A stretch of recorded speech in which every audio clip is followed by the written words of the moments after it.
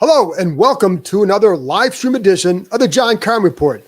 Do me a favor, subscribe to the show wherever you get your podcast. And if you're watching us later on YouTube, hit that like button, hit that subscribe button. And for those of you watching right now, if you haven't done that, please do me a favor and do that as well. Don't forget, you can also read my work on ESPN.com. I have a couple stories up now about, surprise, the big moves for Tuesday. Of course, the trade of Montez Sweat and the trade of Chase Young. I'll have another story out tomorrow. I'm sure there's going to be more from the locker room on Wednesday when we get back out and talk to the players about what they think about this move and what Ron Rivera thinks about these moves. And sometimes you wonder what they say publicly may not be what they're saying privately. So there you go. Anyways, before I get to your questions, and I want to make sure I get to as many questions of yours as I can. As you can see, I'm flying solo tonight. Bram opted to go trick-or-treating with his kids, and I don't blame him. Anyway, so I wanted to give you some of my quick thoughts about these moves today, the moves that were made and the moves that weren't made. And then you guys can ask me whatever you want, and I can answer as many as I can before I just conk out because it's been a long few days.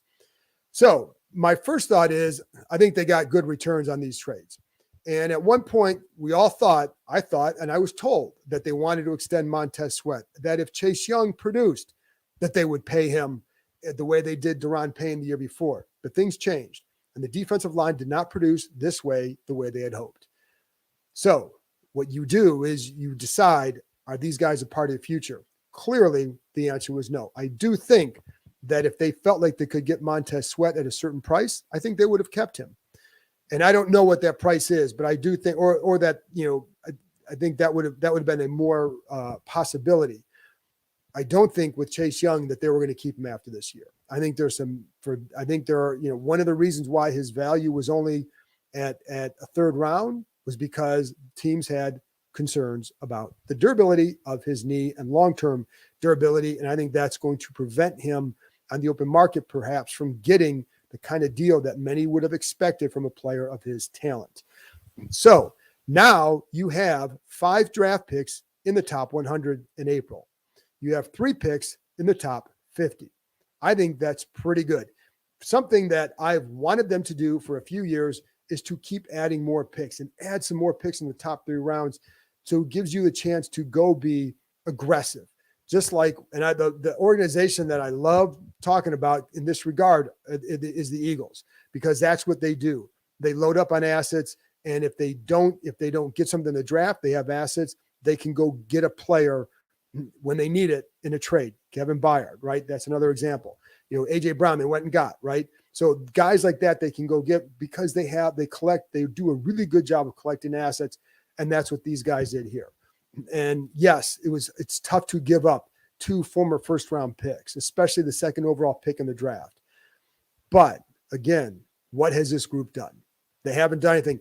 And they've already invested in the defensive tackles. So perhaps if you hadn't already made the heavy investment in Deron Payne and John Allen, maybe you then go invest in the defensive ends. But they've already made that investment. So I think it behooved them, and how there's a word, and I don't use that word very often, especially on the podcast, behooved them to look for a deal that could net them a good return for these players, get good value.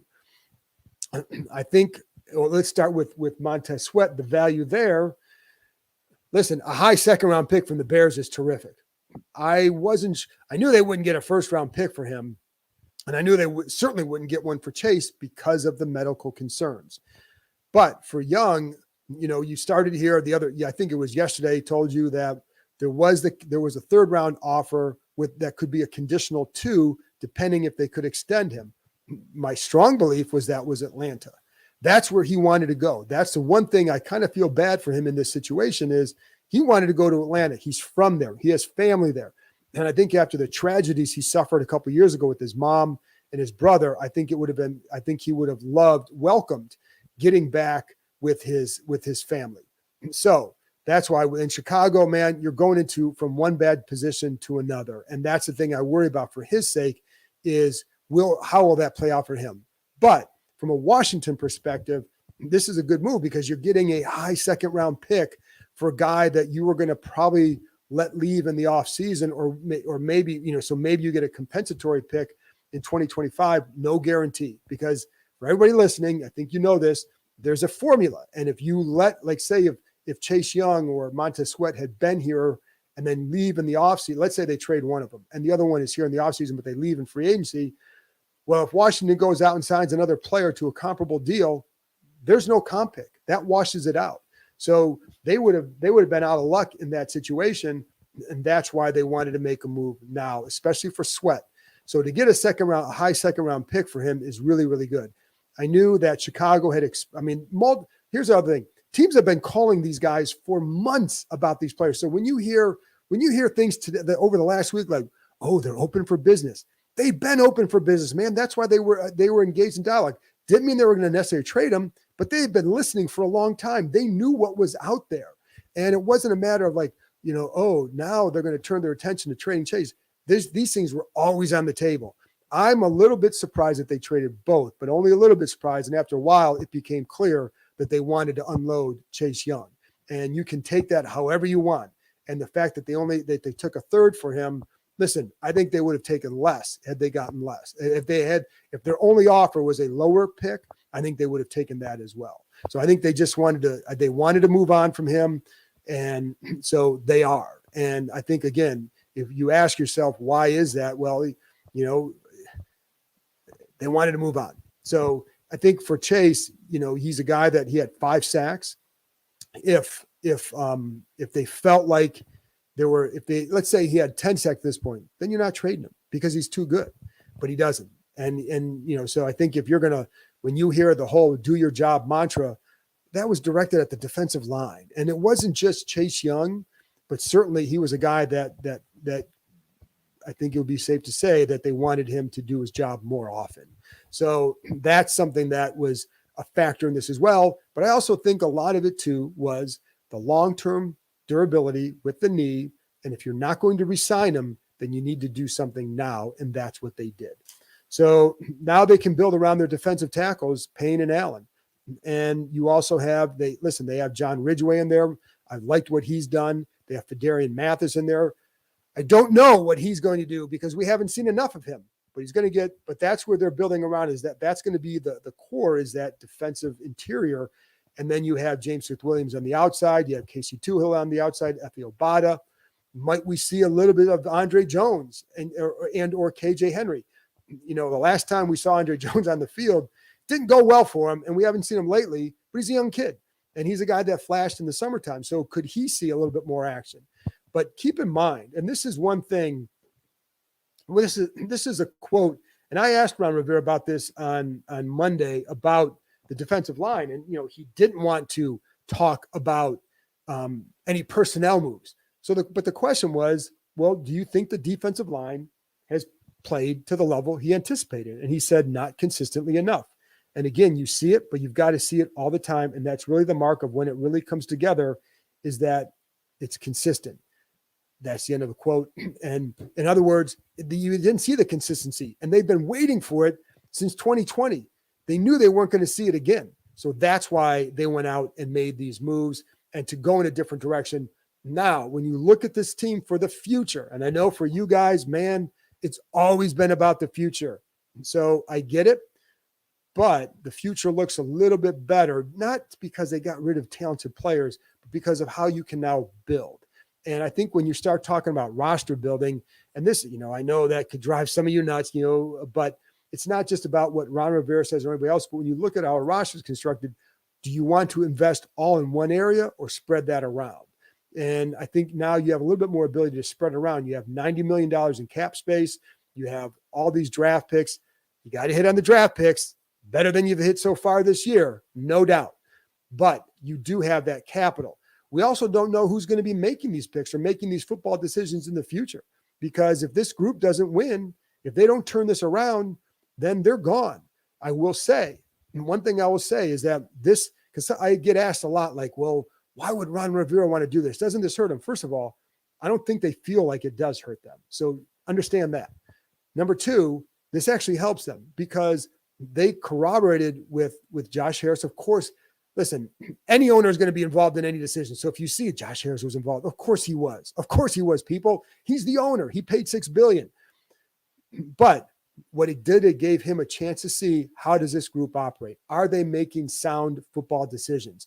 And while Josh Harris hasn't spent time in the NFL, he knows sports leadership. He knows what a good deal is. He knows how to ask the right questions to determine, what are they getting the value? Are they getting, are they again getting good value?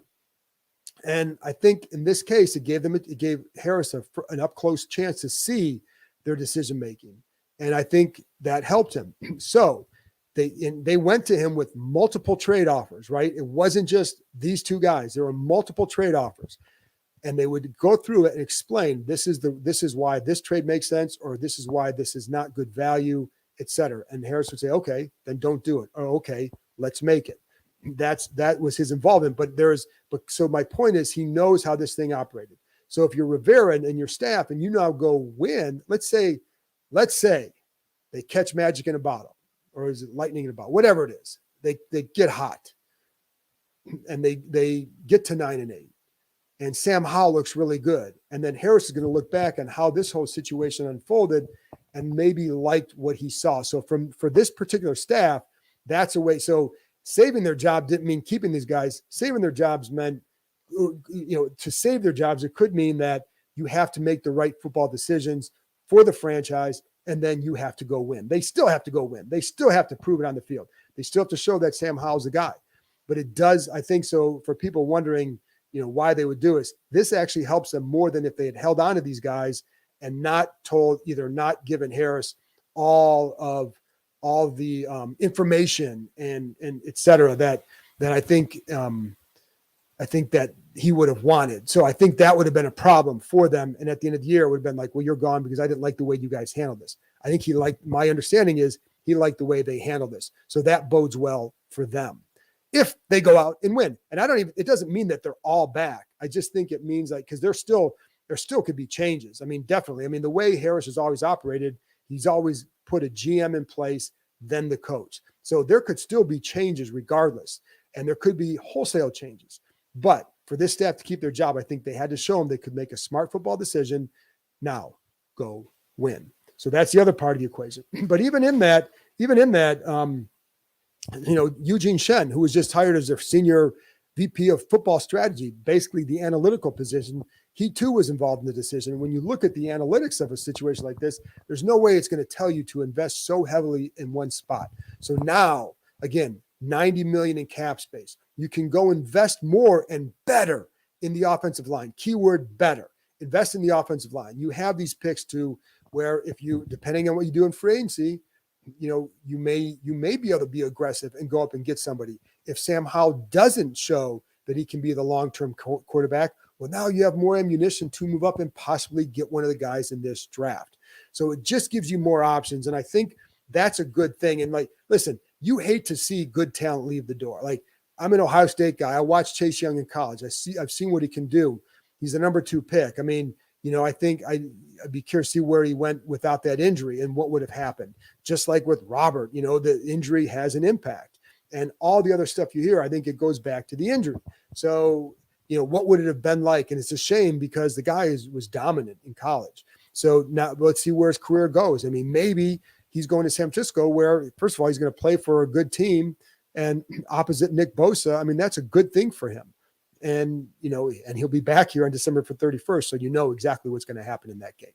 Anyway, but I think, so it could be a good thing for him. And do they, the other question is, are they better away from here? Were they getting the good enough coaching in this organization that could maximize what they do? And I think that, that's a fair question to ask because, listen, what have they produced here to show that that everything should be trusted? They haven't, right? And this is not like when Joe Gibbs was here where it's like, well, it's Joe Gibbs. It's Richie Pettibone. I trust the guy. I don't think any of these guys have earned that trust here. So that's why I say, if those guys go out and prove something somewhere else, and Chase Young goes on to have this great long career, well, they botched it. So that's as simple as that. And it could be that they're better away from here, but this group together, in some ways, my analogy had been, they're a little bit like a basketball team that had 4 20-point scorers, and they all can do this, but they all do that, right? They all want to go get the quarterback. They all want to go do it. And sometimes you need the guys who just have to go get the rebound, who do this, who do that, the little things, right? Or just, just like, hey, my job here is to rebound. Just go rebound, right? So those things add up, and that helps you. They need to make it work in this situation. And I'm going to give you a couple numbers. I'm going to open it up for questions in a minute too, but I want to give you some numbers, if I can find them, about what it was like when. So a couple years ago, if you remember, Chase Young and Montez Sweat both missed time. The defense actually improved during their absence. Now, I'm not going to put it all on the fact, well, Chase and Montez are out, so that's why they got better. I don't think you can go there, because I don't think that's fair to them. I don't think that Chase was having his best year. And I think both were better this year. And I think they have way bigger problems this year than just, hey, do those two ends, does a group have chemistry up front or not, right? Clearly they have more problems than that. The secondary gives up way too many big plays. The linebackers have to be better. And I know I'm going to have Bram on again soon. I think he'll probably say the same thing. They've got to do a better job filling the linebacker spots and getting guys in here where you can help in the back seven, more help than what they've gotten. Anyway, but I thought it was interesting that 2 years ago, they went in 11 games with Sweat and or Young on the field. They allowed 400 yards per game, 29.9 points, 56.2 conversion on third downs. When in the 6 games without either one of those on the field, it was 284 yards, 32.9 on third downs, and 17.5 points per game. Now, those quarterbacks they faced then, it was Russell Wilson, Dak Prescott, Carr, and then Jalen Hurts. So, so it wasn't like they were just facing stiffs that year. And again, I'm not going to write it all off to, those two ends are out and these guys in. But the point is, they played well with Smith Williams and Tuhill at end. Not so much that it was because those guys were out, but because I think how they approached it when those two were in. I felt like they were a little bit more creative with their third down blitzes. I felt like that resulted in some more pressure because and I remember talking to people at the time, too often that year, you'd hear after the fact, it was like maybe they were relying too much on that front four to apply the pressure, and this forced them to be a little bit more creative to find ways to apply that, to find more ways to apply that pressure. One of the things I like about Tuhill is he can drop too. He's a good athlete, and I think people finally have seen that this year, but he's a good athlete, and so he can play in space, so it gives you some options. If you want to do some overload blitzes and do things like that, that you can do that with him because he's comfortable in that role. And I think Smith Williams has been a solid fill-in for them. I feel Bada has been solid for them last year he was. So anyway, all is not lost there. I just, and I think there's always a gamble when you give up this kind of talent. There were no guys you'd want walking off the bus first more than Montez Sweat and Chase Young. And, but I do think that, certainly after they traded Montez, I think they made the right next move for this organization, for everybody there. And I think for what they want to do in the future. The last thing is they did have some offers for Jacoby Brissett. A lot of people ask about that. And, so the thing I would say there is, and I've said this a number of times, I know what they think. They want this guy to help mentor Sam Howell. It's not just about that though, because what if you're a coach, like fans can say whatever they want, media can say whatever they want, but in their minds, like if you go out and win the next 2 games, you're 5-5. Then what happens if Sam Howell gets hurt? Well, you have Jacoby Brissett to come in and you can still be competitive. Why give that up? And what they were getting offered is what I heard at one point was a 6th-round pick. That's not enough, man. For what, you're getting a future guy who who is like a 25% chance to make the roster for a backup quarterback. No, that doesn't make sense at all. And then for other guys, like there wasn't value for Antonio Gibson, Curtis Samuel, there wasn't the value. Cam Curl, they want to keep. So, that's why he's here. Anyway, so I wanted to explain that. And, we'll discuss it. And I think there's going to be a lot more to discuss going forward. Anyways, let's get to some questions. Joshua wants to know, are you surprised they didn't make any moves to improve the O-line? The Ezra Cleveland deal comes to mind. No, I'm not surprised, just because I know they wanted to unload players, unload these 2 guys in particular.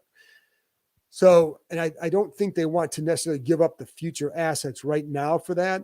I think, would it have helped? Sure. But I'm not surprised that I didn't feel like they were going into this deadline looking to add players as much as they wanted to add assets for the future.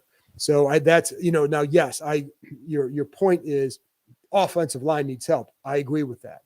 I think that, I think that's going to be an offseason thing.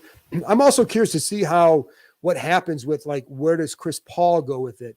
How does it look with Tyler Larson? Those guys look pretty good the other day, but I also think, for Chris Paul, how is he, you face one style of defense in the Eagles, and I think his strength matched up with what they do, which is it allows him to kind of play in that phone booth area. When he has to get out and move, what is he like out there? And I think the jury I think the jury is out on that one, just because we need to see more in that. So, and this goes back to the game the other day. Steve Moody, has the league given any explanation for changing the call on the field on Dotson's catch?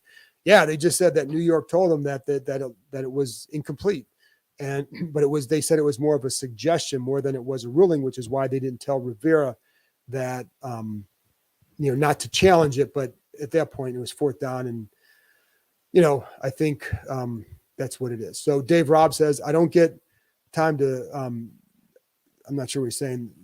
7th rounders will always play better than these two guys. Montez never played full season. They're young, good riddance. They're not bust, because if you're a bust, you don't become rookie of the year.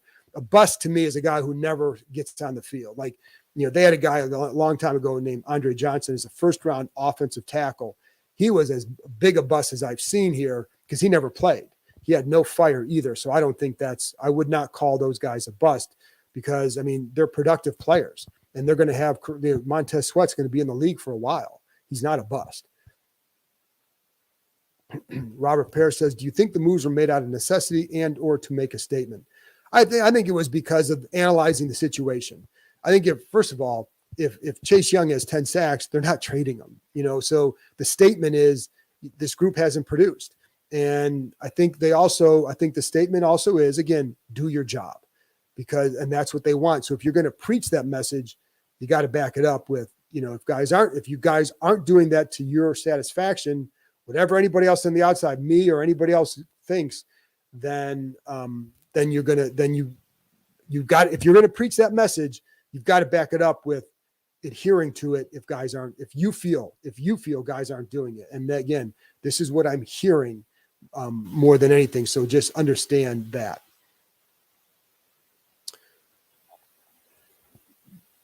And this is right. Blaine points out Tuhill has one less sack than Chase at 20% of the snaps. He does. Now, Chase is a better overall player. Let's not get that twisted. Chase is a better player. However, Tuhill has been productive this year, and I think now I think he can help them because he has in the past. And I don't think that this is going to be a situation where they're like, oh my gosh, this guy can't play. We know they can play, and I think that, let's see. Well, I'll get to this one because it deals with the 49ers. Connor, hope you're doing well this Halloween while I'm in here talking to you guys. I'm not getting any candy, so that's how I'm doing. Heard speculation that Harris and the ownership group are heavily looking at the Niners for GM candidates. I think it's too early to go down that road. I do think the reason I even want to bring it up, because I'm not getting into the whole speculation about who they're looking at, where they're looking at it. Listen, they're going to look everywhere for GM candidates, right?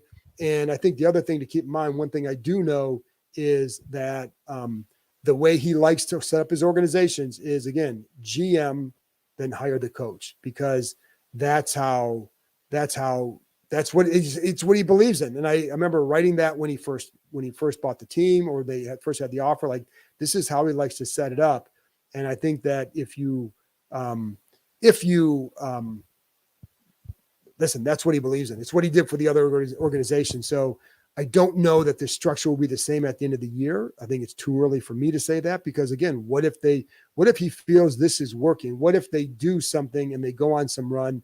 Again, whether we think they can or not, let's say they do, then that's what you get. But what if he deems, you know what, I like the way the coaching staff handled this situation, or I like the way the team responded to this adversity, or that, whatever. Like, I like the way the team responded. So then maybe you say, well, I want to keep the coach or a lot of the staff, but maybe you want a GM. I don't know. I think it's a little bit early for that, but I do know how how they operate. So again, I've kind of gone over this, but Justin wants to know why trade Chase for a 3rd round pick if we get a 3rd round comp pick to let him walk after the season anyways.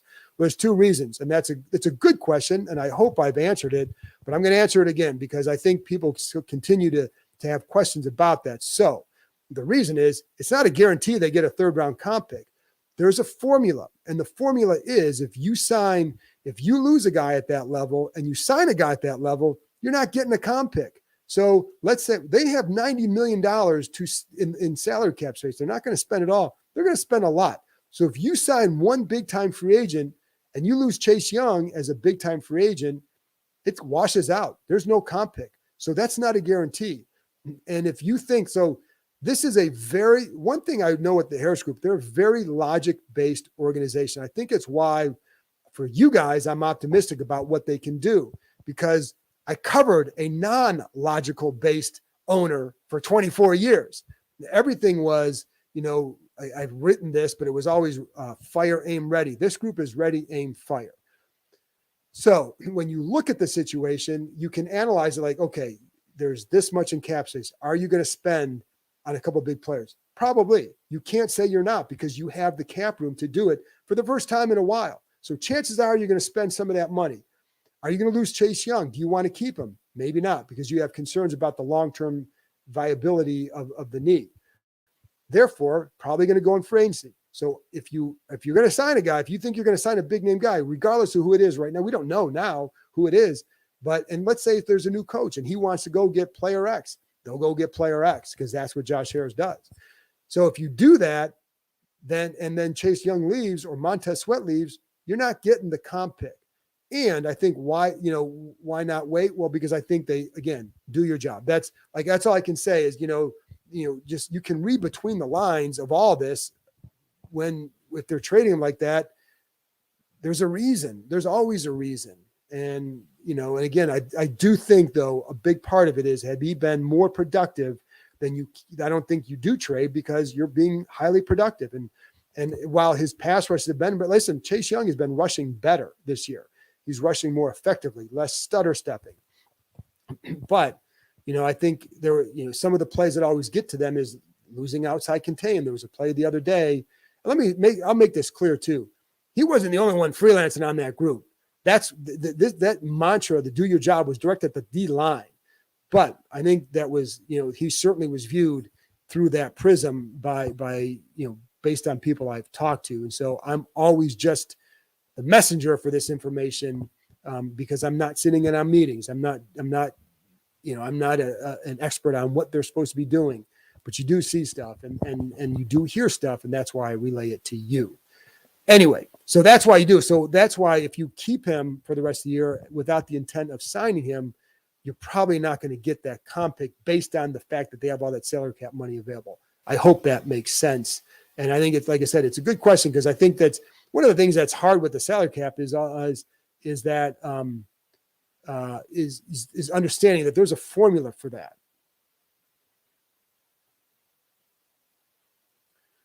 The other thing too, again, if Sam Howell does not hit, if they don't feel that he's the quarterback, this gives you the ammunition to move up.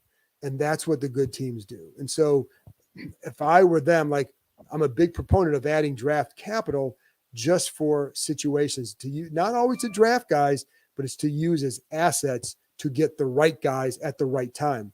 I look at the Chiefs, the way they built their roster, then they went and they were aggressive for getting Patrick Mahomes, but they had the roster around him. The Eagles had the roster around Jalen Hurts. That's why he's so good. Or that's why that offense is so good. Because I don't think Jalen Hurts this year is sometimes he looks really good. And other times it's like AJ Brown's a freaking beast. If you watch him the other day, he's a different dude. He is the fact that he's in the MVP consideration or just discussion is tremendous for a receiver.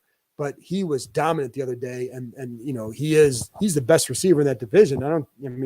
Clear, right? So but that's what they have. They surrounded him with all this talent, and that's what this team needs to start doing. The question is, can this group, if they stick around, can they do it? I don't know. And again, there's a long way to go before we can say they're sticking around. So I think that's something that will be one to watch. And the other part is too, and I brought up those numbers from a couple of years ago, but this defense has holes in the secondary. And I will say, going back to the A.J. Brown, there were times that coverage was pretty damn good. Like Benjamin St. Juste had a couple of times where the coverage, like, I don't know that you're going to play it better. And even on the Forbes one, he played it pretty well up until the end, which is part of the equation. And I know from the team's perspective, they felt like Brown reached out and pushed him enough and impacted him enough for him not to be able to recover in time. He was in position. He wasn't just beat. He lost at the ball, right? But it wasn't a beat because he fell hard for a double move or anything like that. A.J. Brown made a great play, but again, in their eyes, it was a push-off. Then Benjamin St. Juste on the one touchdown, it was a tremendous catch by A.J. Brown, a one-handed catch. St. Juste is in a pretty good spot. So, but then there's a busted play that leads to a touchdown for Devontae Smith. Like there's things like that always happen with this group, and that has to change. Like I think you need to get more production out of guys like Percy Butler, that you have to. And you need production. You need production from Quan Martin and Emmanuel Forbes. I mean, Forbes has to be better. He has to make some plays. He hasn't made a play. He hasn't made a play. And so, like, until that changes, all these moves, like they can feel like, oh, do they get a jolt because you have a different mindset now or better on-field chemistry? Maybe, but the back seven needs to do its job too. And, I know there's a lot of belly aching about Cody Barton for much of the year. The guy was playing better. The film showed it. He was playing better against Atlanta. He was really good. And, and even against the Giants there, he was playing better. The other thing he did is he had the green dot. He was responsible for all the signals and all that. It took that pressure off Jamin Davis. Now, they gave Jamin Davis the green dot the other day, but there were times where it's just like, I don't feel like he was playing a spot. And I haven't rewatched all the defense, but a couple times in pass coverage, I felt like, you got to play that better. And is it because you're putting more on his plate? Maybe that's where Cody Barton helped. And they don't have a guy like him. And the other thing, like the belly aching about Barton, I understand, like he did not start well. The other thing is he's if you have a problem with it, it's with the organization, not with Cody Barton, because the organization decided to bring him in at a small contract and not retain Cole Holcomb and not pursue someone else. And so, like, they have to do a better job there. If Barton is a backup for you, you're in good shape. And I think even as a starter, he was doing better. And I think that's the one thing. And I felt like he was starting to play a little bit more instinctive, and it was a new defense for him. So I'm not trying to make excuses for him. My point is, I think that it had a trickle down on Davis, but the back seven has to play better. And they need to get some production out of guys. Again, Forbes has simply got to help him in the second half of the year. And that's making some plays, and that hasn't happened. So, I don't know. So one more thing on Suit. Why didn't Washington ask the Niners for the same deal that Atlanta wanted for Sweat? If Young signed with San Fran after the season, third-round pick return is second. Pretty simple, because nobody else was willing to go there. I think this was by far the best deal they had. I think if this hadn't happened, I think you may have been surprised at what would have happened. And so that's why you have to have leverage. If you have a couple of teams, like if Atlanta wants to give them a conditional 2 and the Bears say, okay, that's what it takes, we'll give you a 2. That's how you get the better deal. But when other teams are concerned about the medicals, you don't have the leverage to ask for something more than that. It happens that the Niners had multiple third-round picks, so it led to a better return for Washington because of that. So, I think that is just something to keep in mind. That's why. And it's always about leverage. And I know, like, people bring up Leonard Williams and this, that. Like, Leonard Williams signed an extension. So if you have a guy a couple years ago, Bradley Chubb, who is not as good as these guys, signed an extension before the move. And so that helped him. And plus, there was some leverage there. With Chase, there was just no leverage because of the medicals. I heard that multiple times from various people about that was the concern for teams. And so I think, I think that's the reason why they did there. So Todd wants to know, with both of them gone, could you possibly see the Commanders going on winning streak, or is the season practically over?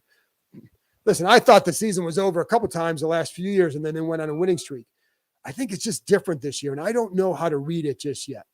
So part of the problem is the defense is, again, the line was inconsistent, but the back seven was really inconsistent, and they have to be a lot better. If Sam Howell and the offense can play the way they did on Sunday, they'll win a few more, certainly several more games, but they have to play that way, and they need to keep that kid upright, because as much as he feels he can take the hits, it's hard to absorb that kind of pounding and feel good late in the year. So this is, and I was talking to someone today who once coached Andrew Luck, Jameis Winston. His point was, you've got to, this is, as you know, this is a marathon. Like, you can't, it's not about picking up that 3rd and 10. It's about keeping your body strong for 17 games. So, but could they go on a streak? So it starts with how the offense doing that, defense playing better. I wonder, when John Allen comes out and says what he did a week or so ago, or after the Giants game, that was telling, because that was the summation of several years, not just this season. So can they do it? I do think they'll be in a good mind frame coming off of all of this. And I think a big key to me about the winning streak is what happens when you go up to New England. Do you play well? If you win, and you have to win, but do you play well and win?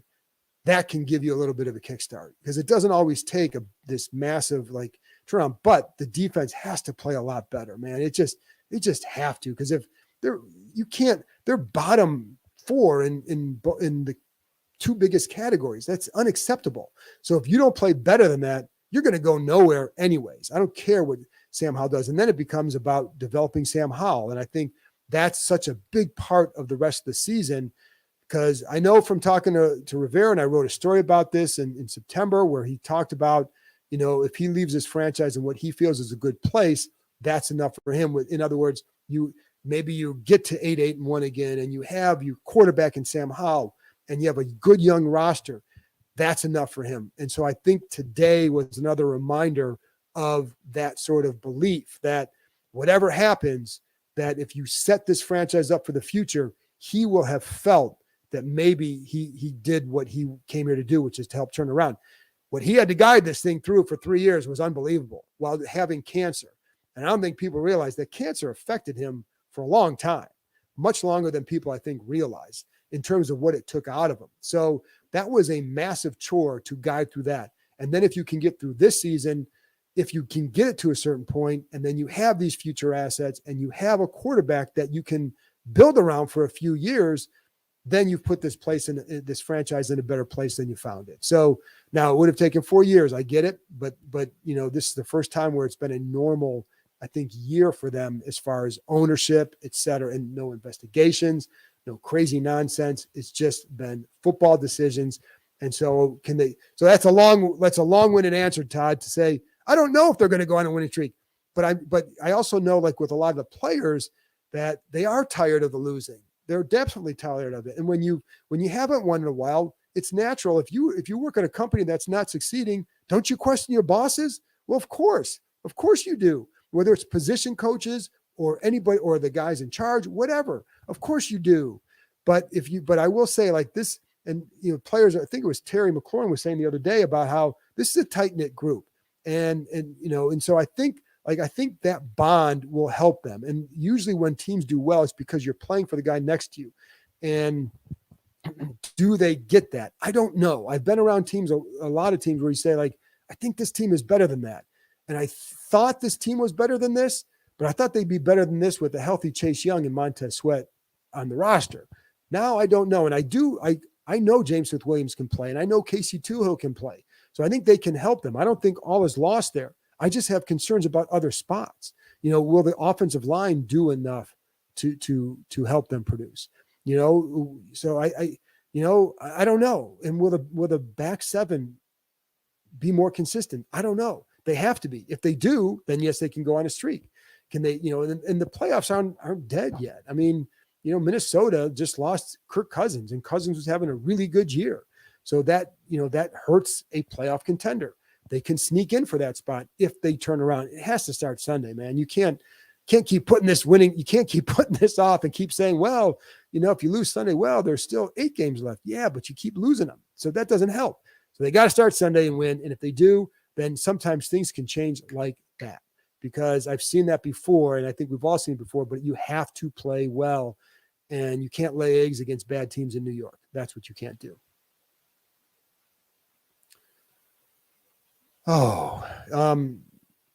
Yeah. Anyways, let's see. I don't know. There's much more to add. I think, there's only one way to go from here, and that's starting looking down the road. But I do think that, a lot of this so much hinges on Sam Howell, and I'm sure you guys do too. And I don't know, folks, I think that's about all I have to say. If you guys, let's see, I'm going to put this one up because Todd brought this up about Brock Bowers. So just looking ahead, yes, I would agree. He's talking about if Brock Bowers comes out, should they draft him? It's too early. First of all, it's too early to say because we don't know where they're drafting. If they're drafting the top 10, they're going to need an offensive tackle, and I think you start there. I do think tight end will be a spot you have to look at next year. And I felt like this year it was not a spot because you knew that Logan Thomas was coming back. I think had they drafted one, then you kind of signaled that Logan Thomas is done. And if they had gone that way, Thomas can still help them. But they haven't gotten the production from Cole Turner, and they haven't, and John Bates is a good blocker and he can catch the occasional pass. But I think they needed another guy there who could be dynamic. I thought Armani Rogers could have been that guy. I think that injury really hurt them. And I know it was only, he was a new tight end, but I felt like that really hurt them. And I think that's a spot though that I would look at for next year with regardless of who's back. I think that's going to be a spot that you look at. So anyway, folks, that's it for me. I got nothing else to say, man. I got nothing else to say. So if you guys have anything more, that's great. I appreciate you tuning in. I'll be back on Thursday with another episode of the podcast. I'll be back on Friday/Saturday I'm going to be talking to Mike Reese, who covers the Patriots. What's it been like for Bill Belichick and what's going on up in New England, but I'll have my keys and predictions for the game as well. So tune in, and I appreciate you tuning in. And this is a clumsy ending, so I'm just going to say goodbye. Talk to you next time.